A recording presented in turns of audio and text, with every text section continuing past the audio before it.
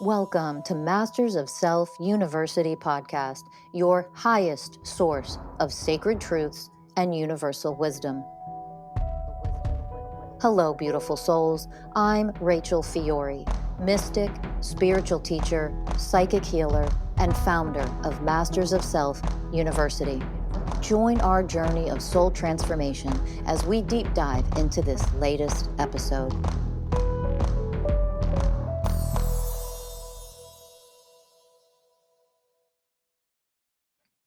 Hello, everyone, and welcome to another episode of the Masters of Self University podcast. I'm your host, Ellie Lee. And I'm your host, Morley. And today we are talking about a psychic reading that I recently got. It was really funny. About a week ago, I was sitting in my car and I was driving home, and I guess I was talking to my divine team, and I was saying, it's so funny. You guys never lead me to get readings, right? Because listen, I've had in my journey, I learned the lesson many times over that just because someone's psychic doesn't mean they're God, number one. And number two, I have seen and witnessed many people become so reliant on psychic readings that I realize like that's not healthy and that's super toxic and that's super codependent. So I never, ever, ever do readings unless I'm being guided to. And how do I know I'm being guided to? You just know. You just can feel it. And so I have not, searched for that or anything. And then I get home from the drive and I get this DM from this woman. And she's like, "Hey, Ellie," she's like, "I'm a psychic and I've just been called to give you a reading." She's like, "I just want to do it for you out of like selfless service. And so let me know like when you're free." And I was like, that's so funny how this shit works. I was like, great. So last week, I had a meeting with her and we did a psychic thing. And before I said anything about anything, the first thing she says to me, she goes, "Your guides are just hounding me about your gut. We just need to go into your gut." I was like, oh, thank God. Because the only thing I'd written to ask you, I had two things written. It was about my gut and then about my dog. and so she was like, "All right, let's get into your gut." And she's like, "So what do you know about it?" And I was like, "Listen, I've gotten many readings on my gut. And for those of you who do want to just get a really short summary and synopsis of my gut is ever since I was a child, ever since I can remember, my mom used to tell me, like, you've always had stomach issues. I've always had very intense gut issues. This might be TMI, but oh well, we all shit. Okay. I have had a extraordinarily hard time going to the bathroom my entire life. In eighth grade, I had something called a fecal impaction where I passed out in class because I hadn't gone to the bathroom for 14 days. And they had to literally take me to the emergency room. And I just have had immense issues with anything I put in my body. My stomach hurts. I have a really, really horrible relationship with clothes because I feel sick all the time and my stomach's always out. And so it goes on and on and on. And so I just have a lot of gut issues. And ever since I got off my antidepressants and ever since like the ascension and everything that's been going on with Earth, my gut has been through the fucking ringer. And currently right now, as I sit in this podcast with you, I have a lot of pain in my stomach. And so it's just been a lot and I've done everything. Okay. So don't be like, have you tried a colonic? I've done it. I've done colonics. I've done enemas. I've done x-rays. I've done it all. Okay. And no one can ever actually give me an answer. And then I have my awakening and I realized, oh, it's energetics. And I think it's much deeper than what I've ever understood or known. Right. Because everyone's always been telling me like, eat a lot of more vegetables, eat fiber. It's like, okay. And so in this psychic reading and the ones previous before, it's been a lot of trauma with my mother. My mother and I are very karmic and we've had many lifetimes together. And so in this lifetime, I've definitely come here to pay off all of my karma. And so I've been through it in terms of that. And I can just recall my entire childhood and upbringing of like any time that she and I would get into any kind of conflict. I would go into fight or freeze and I could feel, I would just hold like everything in my gut. I could just feel that. And then there was no one ever talk to about anything. So I internalized a lot of trauma, a lot of pain, a lot of sadness, and I just hold it right in the center. And so I've had readings before and we've gone to the mom trauma and I've known this and I've been working with it. And then this psychic woman, she basically goes to me, she goes, "Oh yeah, it's, you know that it's mother trauma." She goes, "But it's deeper than that." And she's like, I want to give you a bigger story. I want to give you the bigger picture in all of this. I was like, okay. And she goes, "This is not going to be pretty." And for anybody out there, if you have like a weak stomach when it comes to hearing gruesome things, just here's a little trigger warning. But she had this image come through for her for the entire week that she was getting hounded by my guides. And she's like, the image that I keep seeing of you is that you're laying on a table with your stomach open, and they're churning out your intestines, like rolling the insides of me out. And it was obviously a form of torture. And she had told me, and I've heard this from psychics before, that I've lived a lot of lives with a lot of brutality, and that explains why in this lifetime I've had tremendous amount of terror that I've had to alchemize and feel and go through my entire life. It's been very intense. And so she was just telling me that I've seen many lifetimes of you where you've had a lot of gut issues.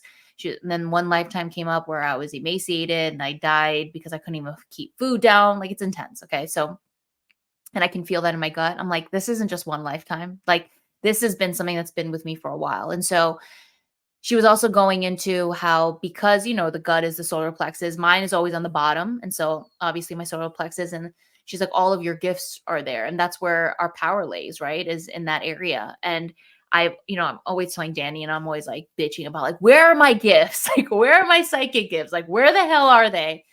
And she was telling me, well, you block a lot of it because of all of this trauma and all of this healing that needs to be done in there. And she was going deeper into it. And basically, because in other lifetimes before, I have been brutally tortured or killed or whatever when it comes to being powerful, I carry a lot of fear of really stepping into my power and being who I am. And so she was giving me this imagery, and I've had this with our psychics before, where like they told me, like, you just shut everything down. And she was like, you just cancel everything. She's like, I see it as like a light bulb, and it starts to flicker. And then you just come in and you just shut it down. And it's the block that blocks you from everything that you are and what you can do and all the gifts that you have. And so that really hit. And so I'm going to be doing a past life regression. I'm in the midst of really calling someone in, and I feel like I found someone. And I'm going to go into that past life, and I'm going to connect to my power, because this work allows me to go into that past life to really do what I need to do. I think one of the things that, I was talking to Rachel Fiori about this, and a lot of times in past life regressions, when you go to really hard lives, people don't know what to do, how to alchemize what they're feeling in that past life. And because of this work, I know what to do. When I go into the past life and all the terror and all the fear and everything that shows up, I'll connect to my power. I will open, I will transform everything that I feel. And then I will not consent to what's being done to me. And that's what even this psychic was telling me. She's like, go into that life and say no. Like, I don't consent to this anymore. I was like, brilliant, great. And the other advice was, it's time to spend time with your gut. And so every single day I warm up my hands and I just place them on my stomach, because I'm always in some kind of pain. And I will just start connecting with my gut. And the first day that I did this, I was dropping in, I was opening, and I was connecting with my gut. And I said to my gut, what do you want me to know? What's really going on? And I got this flash, and I get visions sometimes. And it was the word worries just flashed. And I was like, okay, there it is. I worry about everything. I worry to the extent where I can make myself sick. Like, it is something that I've struggled with a lot. It's something that I'm working through a lot right now, whereas like, I'll just worry. I'll just ruminate. I'll just think about something till it destroys me. Like, it's a mess. And yesterday I was sharing this with Fiori, and she took me a little deeper. And it's like, I worry and I ruminate on it because I don't trust myself to fully be able to process everything that's in there. So I'm still not in the way of trust with myself, where I know that I can handle everything that I need to feel in order to get to the other side.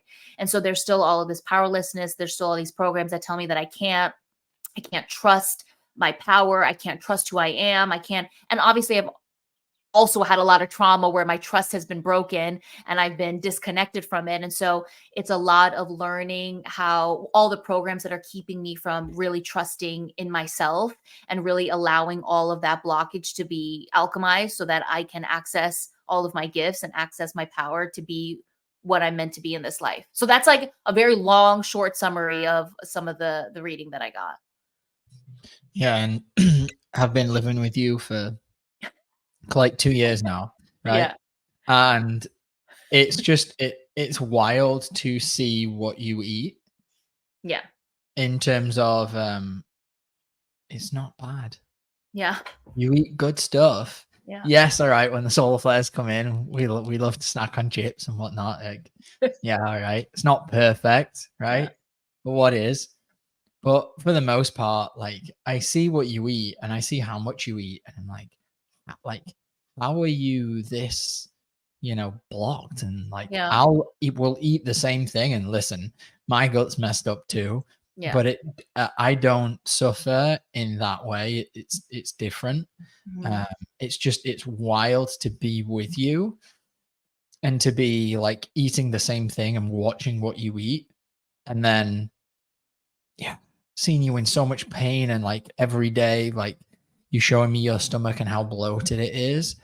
And it's just this like constant thing of like, yeah, this is like we look at our physical bodies and we're like, yep, this is it. This is no. Yeah. There's so much more complicated stuff going on Yeah. that we're so unaware of because we've devolved in our level of consciousness so much. It's like we've come so far down, and yeah, like it's been brutal witnessing you go through everything and trying different, like working with different people and trying different things and trying, okay, well, let me try this supplement, let me try that supplement.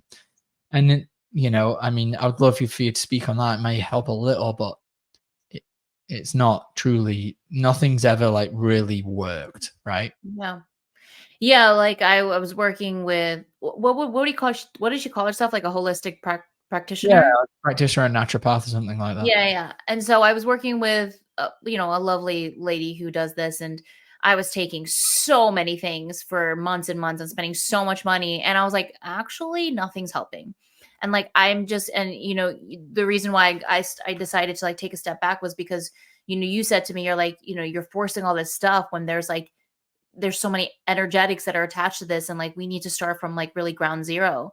And I was like, yeah, it's so right. And so I'm just in this place right now where no matter what I eat, it hurts. And so I just have to spend time with obviously being aware that I'm not eating things that are like killing me times two, but also just spending time with my gut. So even when I do go to the bathroom, like not being on my phone, being present with my gut, like talking to my gut, like letting it know like I'm safe, like you're safe, I'm here with you, like I know we've been through a lot, but like we're going to do this together. And just like thanking it, talking to my food, like thanking when the poop does come out, like thanking that, and just like being connected, because I've been so disconnected from it. And I've shamed it a lot, and I've judged it a lot, and I've hated it a lot. And now just bringing as much love to it as possible, and then just working through the programs that it brings up. Like today when I was sitting with it, oh my god, when I dropped in, I was talking to my gut, the amount of self-judgment and self-hatred that was in there. Like these were my programs. I hate you, you're disgusting, you're a piece of shit. Like I was like, whoa. And I was like, just allowing it all to be there. And I was like, okay, that's okay that you feel that way. That's okay. Like I get it. Like I've been in a lot of pain. And so just opening to that and allowing all of those programs to come to flow through, and then just like really just showing it a lot of love. What ways of oneness do you need right now? The way of unconditional love, the way of compassion, the way of harmlessness and gentleness, like just bringing those vibrations into my gut. And I could just feel it, the pain dissipating little by little by little. And so that's the way of honoring for me, and the way of loyalty to my gut right now is spending that time to be with myself, because I've spent my entire life just chalking it up to I've got digestive issues. This is the way that's always going to be, and nothing's ever going to help me. And so I've disconnected a lot from the pain. And now I'm integrating with it and allowing it to flow through and just honoring it for what it is, and just working through the programs that are not allowing me to trust myself to move through whatever my gut needs me to move through to get to where I need to get to. Yeah, and let's go there next. So, like, I know we started talking about this morning over some coffee, but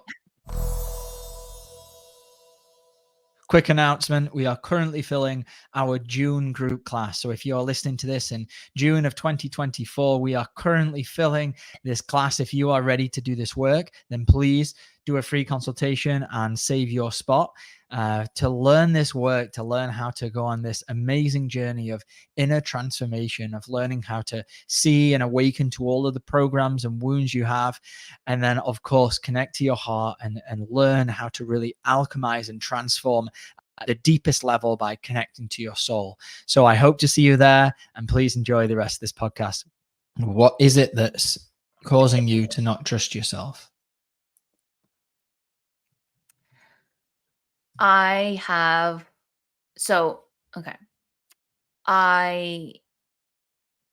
think growing up, there's a lot of layers to this, but I think the first thing that pops up for me is like I've always been a very emotional and sensitive person, and feeling everything that I used to feel.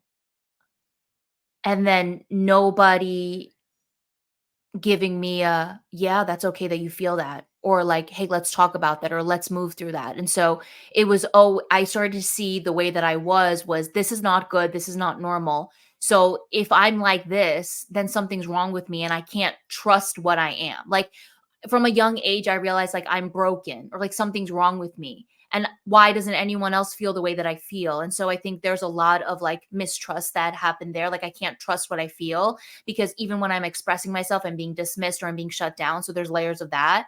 I also think that there's a lot of religion trauma that's in there, of like being, raised to believe in Jesus and the Bible and the coming of Christ and all of these things, and thinking that that's all true and relying on all these other people to believe that that's true. And then one day my world crashes down and I realize that none of that is actually the truth. And so I can't trust anybody, let alone I can't trust myself, because I believed all that stuff. And so there's layers of that as well. And I think that I've had such a hard time my entire life with cycles of depression and anxiety and panic attacks and feeling like I want to kill myself and all of these things. And so there's a lack of trust in that, because I barely got through any of all those times.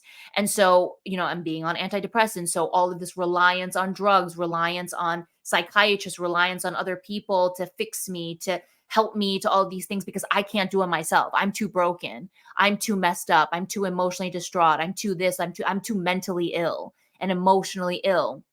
So all of that breaks trust within yourself. And then even when I was going through all of the bouts of depression, I had to lean on other people. It was always like, where's my mom? Like, I need my dad. Like, where's my brother? Like, I always needed other people to get through those times, instead of being like, no, I can get through this time because I have me and I can connect to me and I can love me through all of this. Like, there was no loving me. And so I think that during my spiritual awakening back in 2019, I was blissed out for like 4 months, because I was learning what actual self-love was. And I was 32. And so like this idea of like self-love, I was like, oh my God, this is something that exists and this is real.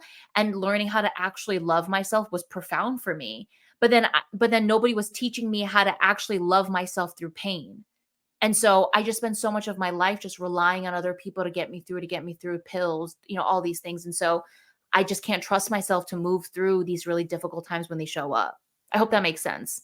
Yeah, something that I've learned with trust is we build it. Like it doesn't just come on like a light switch. It's like every time that I go into these wounds, every time that I feel shame for whatever it is that I've done, when I start to alchemize that and bring compassion and start to connect deeply more to who I am, that's building. There's like building the trust there. It's building. So at one point I arrive at a place where it's like, oh, I trust that if I go through this thing, that I am actually going to love myself through it.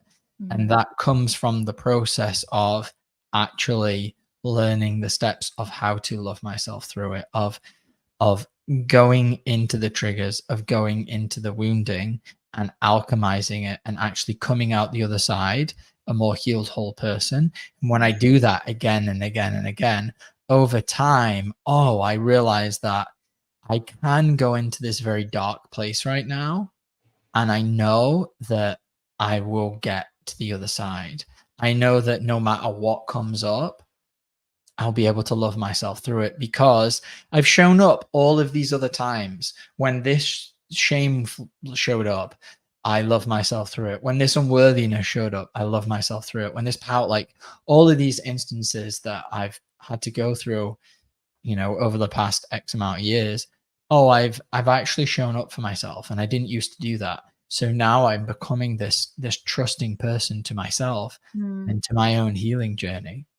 Yeah, without consistency, right? And without constantly, when you're consistent, you're showing up in unconditional love and you're showing up in compassion and harmlessness, gentleness, and all these things.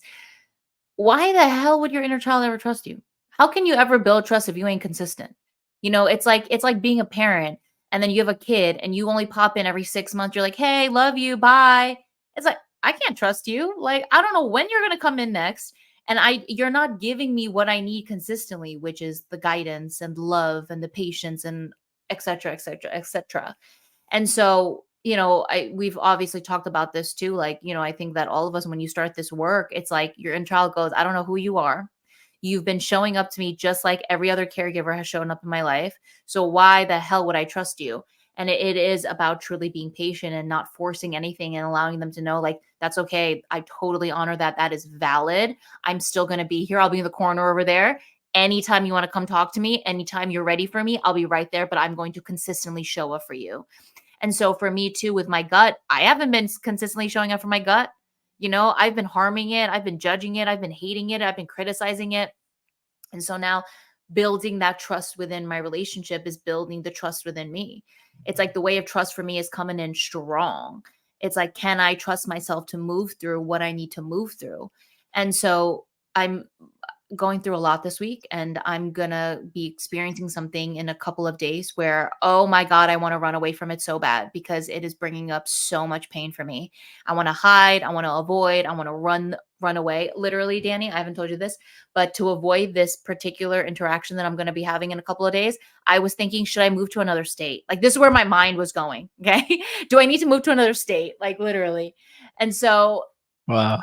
yeah, it's just been a lot of like, I just don't want to feel this and I don't want to go through this because there's such a lack of trust there. I don't trust myself to be powerful, to move through what I need to move through and to feel what I need to feel because the trauma that's connected to this interaction is deep for me. It's really layered and it's been really traumatic in my life. And so I just want to run and I just don't want to face it. And I want to do everything I can. And yesterday, Danny was like, we were on a hike and we were talking. And I was like, yeah, I just don't need to do it. And like, I'm not going to do it. And like, F them and like, blah, blah, blah. And then getting to a place where I realized like, oh, Ellie, you're just running and you're avoiding because you don't want to deal with it. And that's okay. But we're still going to do it. And we're going to be connected when we do. And there are these glimpses as I move through all of this where I'm like, I'm so grateful for this experience for it to allow me to see what I need to see, to see where I'm still at, and to just be in my heart space as I move through this very difficult time in the next couple of days that I know is going to bring up even more stuff for me after it happens. But can I be connected and open to it? And can I just see it as like, this is an experience that the universe is presenting for me to be in my power, to use my voice, to own up to where I've made mistakes, to take responsibility over myself, and then to stand in who I am, as it all goes down. And so, yeah. Beautiful. Yeah. And you mentioned earlier about like past lifetimes, like this trauma is stuck in there or in there from other lifetimes. What was it like hearing her describe that? Mhm. Like that this isn't just from now, like this goes back way further. Number one, it's frustrating because it's like, goddamn, the amnesia that we experience when we come to this planet is so intense. Like, it's like, I wish that I feel like my amnesia is just so much more gnarly than other people's. Like, I can't remember shit. And so when she says that, it makes sense. There's also an aspect of me that goes, how can I believe any of this? Because I haven't been psychically or like dimensionally or magically connected like that my entire life. I think I probably shut it down really quick when I was young, especially being raised in a very religious household where everything outside of Christianity was demonic. And so I think I've shut everything down in terms of that. But when she said that, intuitively, I was like, that makes so much sense. And it makes so much sense as to what I felt in this lifetime already. Because yes, I've had a hard life. And yes, I've had a lot of challenges and I've experienced loads of different traumas. but the things that I have felt in this life, I'm like, this is crazy. And then when you get to hear like, oh, it's lifetimes, and you're like, okay, that makes sense. That would make sense as to why this one is so heavy as it is, or this is so intense as it is, or like, because sometimes it doesn't match to the experience that you're having in this lifetime. And then when someone goes and says that, you're like, okay, yeah, that makes sense. Yes, they'll relate. You're like, oh, I can Yeah. see how that's the same thing that I'm experiencing now. Yeah. But the severity, it's like, oh, this is completely unmatched. Like Yeah. that you can tell this goes back way further. And if I remember correctly, didn't the psychic say that like there was one life that you couldn't even eat because the trauma was so bad? Yeah, like I basically couldn't keep food down because of my horrible gut issues and trauma and all that stuff. And so I died from like malnourishment is what came up for her in a lifetime. And I was like, yeah, this all makes sense. It all checks out. And so, I have to trust my intuition when I hear things like that because it totally matches to my current experience. And it also gives me a sigh of relief because I'm like, okay, I'm not making this up. Like my gut is really like this for a reason. And it does feel like it's so much deeper than what I've just experienced in this incarnation. It feels just like I've carried this a lot for a very long time. And so clearly there are these times recently where I'm like, oh, my future will be free from this. There's this knowing that I'll be able to wear any type of pants. I'll be free in clothing. I won't have to worry every single day, like what my gut feels like. Like, you understand, like, this is all I think about. The first thing when I wake up in the morning is what state is my gut in? And then what state is it going to be in when I eat? And then what's it going to be like for the rest of the day? Like, this is like, this is my entire life. And it is exhausting and it is painful and it is tiring.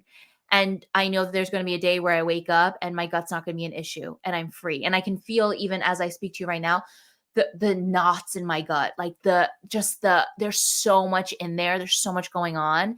And I'm excited to heal, and I'm excited to see that moment where like all of this like flushes out, so to speak, because one of my most beautiful clients that I ever worked with, she moved through a trauma that only a warrior could move through in this lifetime.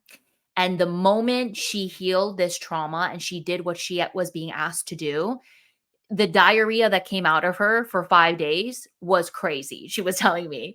And it was all of that trapped trauma in there, all that trapped energy. And then the moment she started healing all of it, everything started. And I'm like, there it is. Like, that story was for me to know that that's a part of my future. And like, I'm so excited for that day where like I'm never thinking about like what my gut feels like because I'm free and I'm connected and I've healed. And that's really, really exciting for me. Yeah, and I really know what you mean in terms of like filling your mental space with, what it is you're going to be feeling from your gut. Because with mine, it's all mold that's in there, and whenever I eat something, it's then makes me feel so terrible, and I feel all this different pains throughout my body, and it leaves me like you just said. Oh, do you want to go to Carlsbad after this? And I'll take the dogs out. It's And a like, town that's near us. yeah, just a little town. Yeah. And like the first thing that popped in my head was like, oh, if we get something to eat there, like, how is it going to make me feel? And this is also part of being like a highly sensitive person, is that I can feel what's happening energetically inside of my body so much. Yeah. And when we're disconnected from our power and pain is showing up, it can be a very uncomfortable experience. And it can lead to staying very much trapped in the mind. And as you said, like worrying about, well, what am I going to feel? Yeah. And that process of, oh, there's more programming showing up. Like, let me come back to my heart and start working with the energy. And that's what I've been doing a lot with what's been coming up for me every time that I eat something. I've realized that I'll eat something, I'll feel this energy of like dissociation. And instead of recognizing that that is like a physiological response to, or an energetic response to something happening physiologically, I'll just kind of like justify it, or like be like, oh, well, I'm experiencing this dissociation because I just ate something. And instead of doing the work right then and there, or as I'm eating, really being fully present and conscious to what energy I'm in as I'm consuming the food Mhm. and what it's actually doing to my body. Now, something my body will do all of the time is I will like bite my lip Mm. accidentally as I'm eating. And Yeah. whenever I do that, I've learned, like whether it's my tongue or the inside of my mouth, wherever it is, I've learned that that's my body, my subconscious communicating with me that I'm not in the right energy to be consuming food right now. Mm. And sometimes it's the case of, oh, I just need to drop in and actually I'm in a survival energy right now. So I just need to slow down and work with the energy that's there. And other times it's, you know, I need to stop eating altogether. Why Mm. am I even eating right now? Yeah. And so if anyone's listening and, just and you have gut issues or any issues with food, become really aware. You don't have to get in your head too much, but become really aware of the energy that you're in while you're eating. And just notice if your soul's communicating you while you're eating, because it happens to me. Yeah. Yeah. Beautiful. And it is something that I'd love to add into this too is so one of the gifts that I have been wishing so much is that I can communicate with animals. And in this reading, she was like, "Oh, one more thing." I was like, "Yeah." And she's like, "You are very telepathic with animals." And I started freaking out. And I was so happy. I was so excited. And then I was sharing this with Rachel Fiori, our mentor and teacher. And she took me a little deeper into that because I was saying, like, I have this gift, but like, I can't access it. Like, I can't access it. I spent all my time with animals and I can't hear shit. Like, I don't know what's going on. I don't know what they feel. And where we got to as she was guiding me, and when she said it, it hit me like a ton of bricks. I am actually so afraid to feel what they're going to tell me. I'm going through a lot right now with the animal shelter that I volunteer at. And being at the animal shelter, it's not a fun place to be. The animals are deteriorating. Um, they are losing their minds. They're in a metal cage all day and they get maybe 10 minutes outside in the sun. And there's a lot of them. And when I go in there, I am devastated. I go right into the suffering that I feel in there. I am devastated. I go low. I'm in complete sadness. I'm in worry. I'm in panic. I'm in all the things. I'm in all the low vibrations. And when I was doing a healing on myself the other day, where I was like, I finally understood what it means to be the light in the darkness. When I'm going in there and I'm not connected to my light, I just fall into energetically what's already in there. But adds the light when you go in, you alchemize the darkness and you stay on being the light because that's what lifts everything up, right? That's what ignites the darkness. And so that was a huge realization for me of like, when you go in there, don't become the energies that are trying to pull you down, become the light. And in being the light, you will alchemize the darkness and the suffering that these animals feel. And being in the shelter and watching some of these animals like lose it, I it devastates me.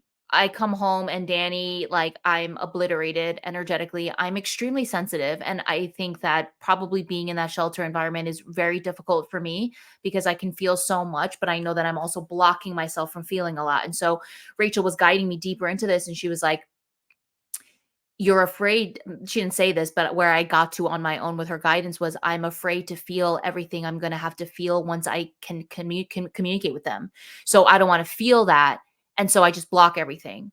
And I was like, that hit me so hard because that's what I do. I don't even know that I'm doing it unconsciously, of like, I don't want to feel and hear everything that they're screaming about because it's already devastating to be in there and to hear their screams and to hear their anxiety and to hear their panic and all of this stuff.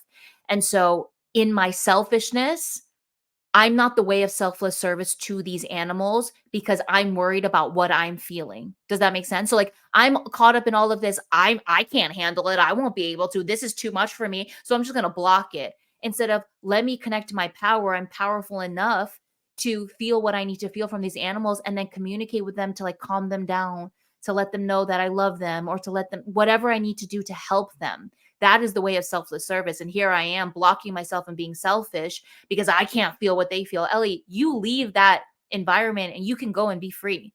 These animals cannot.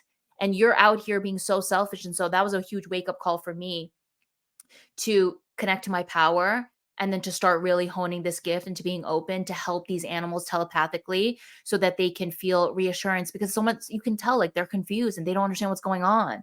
And for me to be able to have this gift, like that is a way that I can give back to them, as I help them try to get homes and foster them and get them out and all these things. I can also telepathically be like, hey, I'm right here with you. Like, it's okay. Just breathe. I know this is really hard for you. Like, that is the way of selfless service. And so that was a huge wake up call for me. And there it is again. I can't trust myself to be able to handle the emotions that they bring up in me when I telepathically connect to them. So I block myself.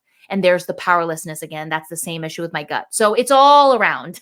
So it's the way of trust. And the way of trust is number 10, which means what are all the other ways that I'm not becoming, in order for me to become the way of trust. And so, yeah, I've got a lot of work to do there. And also, allowing myself to become those things when I'm around these animals.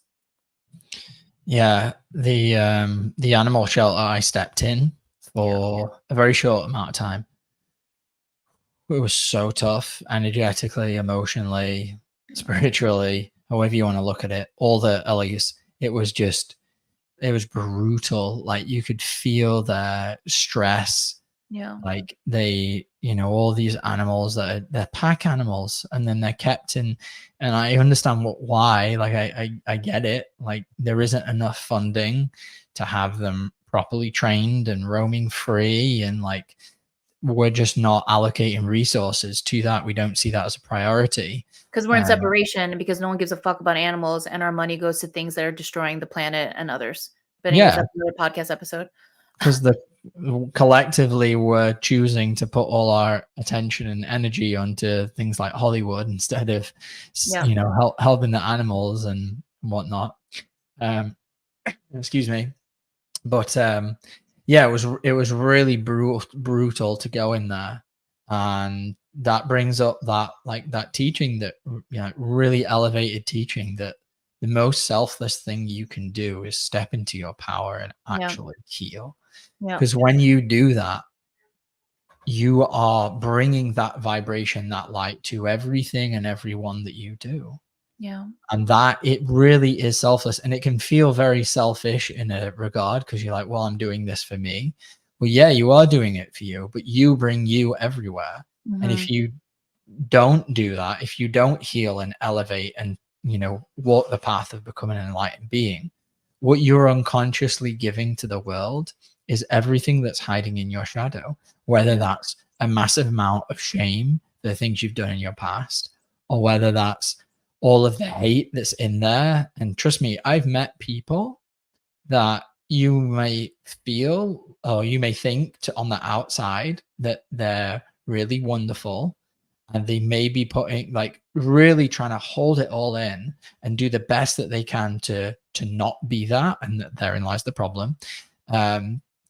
But their energy fields are full of hatred and attacking energy, and you can feel it the more that you open. And I'm sure Rachel feels, just so much when she's around everyone. That's one of her. It's a blessing and a curse, man. But the more it's her elevating to the level that she has, and I know she'll continue to just keep doing that. It is the most selfless thing she can do, because then she offers that higher vibration, just like we're all doing it, right? We're just at different levels. That is what selflessness is. And as you said, when you can really dive in and find your power, then imagine if you could go into that shelter and telepathically communicate with every animal and be like, hey, I know it fucking sucks in here, but we're working on getting you out. And I know that cage that you're in really sucks, but this is temporary, and this is for your, this is for your best regard. And I'm here for this next 3 hours to just give you some level of relief and comfort. And they would go, yeah. Hopefully that would be what would happen. But yeah, that's the goal. That's the goal. So it's something I'm be working on. So hopefully in the future episodes, I'll let you guys know how it goes. What a beautiful gift to bring online. Yeah. It's the so one I cool. wanted. It's The so one I cool that it's wanted. the one that you wanted, like out of everything. Yeah. Yeah, I and remember Ellie, the first time I got the hit that I was like, I want to learn this gift. How do I do it? Remember I joined a class and I yeah, I was ordered gonna say books that. and all these Yeah. things. Yeah. And that's a great thing to just touch on before we wrap up here is you did the classes and you've read the books and, they help. But when your gifts are so entangled with all of your wounding, Yeah. like then it doesn't matter how many classes Ellie's going to take. Yeah. If she doesn't find her power, if she doesn't open and really connect, and be okay with feeling all of the pain of the animals that they're going through and be able to process that gift is never going to come online. And so what Rachel advises is just do this work, find your power, elevate your consciousness, and any gifts that are there will just naturally start coming online. And I Yeah. can say 100% like full testament to this, because before I started this work, I didn't have a clue that I was psychic. Everyone's psychic to some capacity. We've all got different gifts. And now I just had a session before this with somebody, and like we're moving through and I feel what they're moving through. I had a session last night where somebody was working through a violation. Like I feel that it comes up within me. It's so cool because I grew up in a place where I didn't know about all of this. I thought anyone psychic was some hippie who was like special and living in another, reality. Yeah. And we're all psychic. We all have these psychic abilities. They're all different. They might not be the same. And if we just open and connect to our power, they will come online at some point. Yeah. Yeah. It's beautiful. Yep. We're all magical beyond what they've told you. All right. And that this is the lifetime to really discover that. And then think about the future. Holy shit. It's going to be nuts. I hope I'm just a spirit guide in the future. But I could say like, no, I was there in that one incarnation where it all started. Well, that was another part of the reading, right? She said that you've been working up to coming into this lifetime to Well, I was really an feel that. ancestor of my lineage. Yeah, I was an ancestor of my lineage. And so probably I was like the one that they chose. They were like, just go down there and just do it all. It's like, okay. So here I am doing it all. And that's a lot of us here on this path. So my kudos and hats off to y'all. Truly. This is not Awesome. a simple mission, but here we are. Yeah. Here we are. Here we are. And if you want to learn the work that we're speaking of, we have group classes regularly going out. Our next one's going to be the end of June. So please schedule a free consultation and let's see how we can help you. We'd love to have you come join our community on Discord and get involved with everything on there. And I hope you enjoyed this podcast, and we will see you in the next episode. Thank you. Bye, everybody.